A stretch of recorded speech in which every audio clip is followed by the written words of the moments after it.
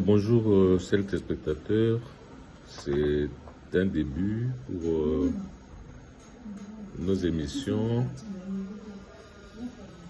qu'on diffusait dans différentes chaînes de télévision, mais on a pensé qu'il fallait commencer nos émissions nous-mêmes sur YouTube afin d'apporter notre petite contribution à la réflexion sur la situation de notre pays, la République démocratique du Congo. Aujourd'hui donc, je viens vous dire que la conférence à laquelle notre président de la République est convié à Paris pour le 30 octobre apparaît comme un piège. Parce que selon les informations recueillies sur place, on dit que cette conférence se tiendra en marge d'un forum sur la paix.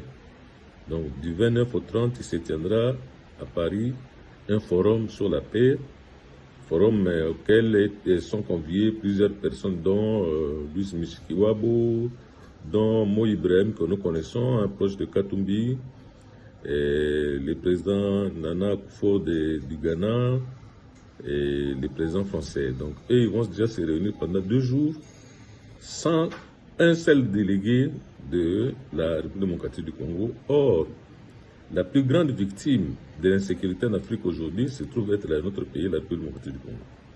Et c'est curieux quand même qu'on parle de la paix, qu'on rassemble tout ce monde-là et qu'il n'y ait aucun représentant de notre pays.